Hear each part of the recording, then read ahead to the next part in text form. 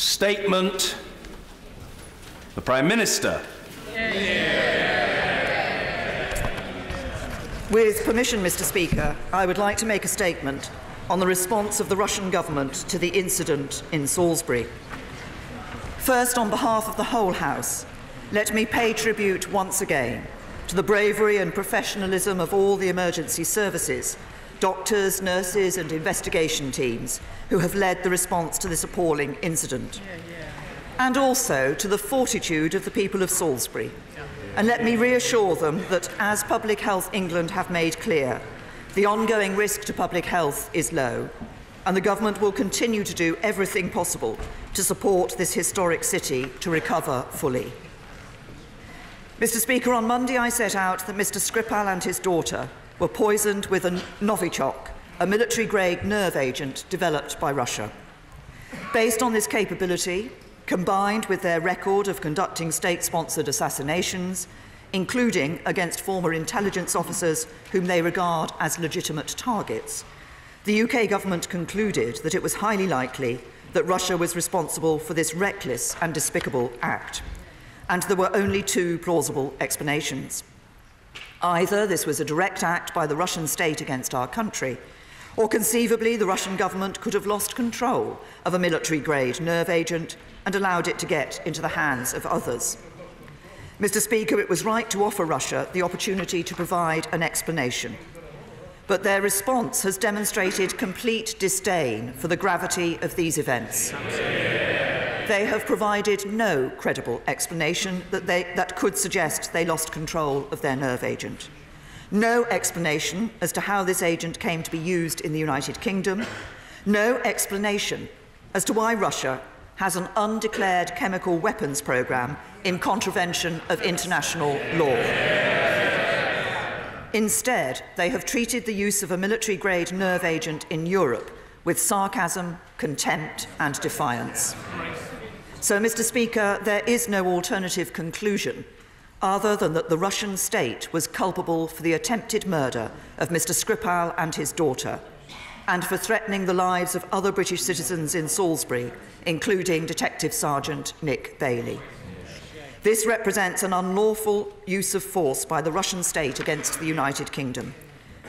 And as I set out on Monday, it has taken place against the backdrop of a well-established pattern of Russian state aggression across Europe and beyond. It must therefore be met with a full and robust response, beyond the actions we have already taken since the murder of Mr. Litvinenko, and to counter this pattern of Russian aggression elsewhere. As the discussion in this House on Monday made clear, it is essential that we now come together with our allies to defend our security, to stand up for our values, and to send a clear message to those who would seek to undermine them. This morning I chaired a further meeting of the National Security Council, where we agreed immediate actions to dismantle the Russian espionage network in the UK, urgent work to develop new powers to tackle all forms of hostile state activity, and to ensure that those seeking to carry out such activity cannot enter the UK, and additional steps to suspend all planned high-level contacts between the United Kingdom and the Russian Federation. Let me start with the immediate actions. Mr. Speaker, the House will recall that following the murder of Mr. Litvinenko, the UK expelled 4 diplomats. Under the Vienna Convention, the United Kingdom will now expel 23 Russian diplomats who have been identified as undeclared intelligence officers. They have just 1 week to leave. This will be the single biggest expulsion for over 30 years, and it reflects the fact that this is not the first time that the Russian state has acted against our country. Through these expulsions, we will fundamentally degrade Russian intelligence capability in the UK for years to come, and if they seek to rebuild it, we will prevent them from doing so.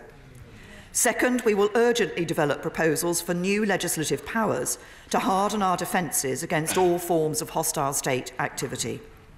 This will include the addition of a targeted power to detain those suspected of hostile state activity at the UK border. This power is currently only permitted in relation to those suspected of terrorism. And I have asked the Home Secretary to consider whether there is a need for new counter-espionage powers to clamp down on the full spectrum of hostile activities of foreign agents in our country. Mr. Speaker, as I set out on Monday, we will also table a government amendment to the sanctions bill to strengthen our powers to impose sanctions in response to the violation of human rights. In doing so, we will play our part in an international effort to punish those responsible for the sorts of abuses suffered by Sergei Magnitsky. And I hope, as with all the measures I am setting out today, that this will command cross-party support. Mr. Speaker, we will also make full use of existing powers to enhance our efforts to monitor and track the intentions of those travelling to the UK who could be engaged in activity that threatens the security of the UK and of our allies. So we will increase checks on private flights, customs and freight. We will freeze Russian state assets wherever we have the evidence that they may be used to threaten the life or property of UK nationals or residents. And led by the National Crime Agency, we will continue to bring all the capabilities of UK law enforcement to bear against serious criminals and corrupt elites. There is no place for these people or their money in our country. Mr. Speaker, let me be clear. While our response must be robust, it must also remain true to our values as a liberal democracy that believes in the rule of law.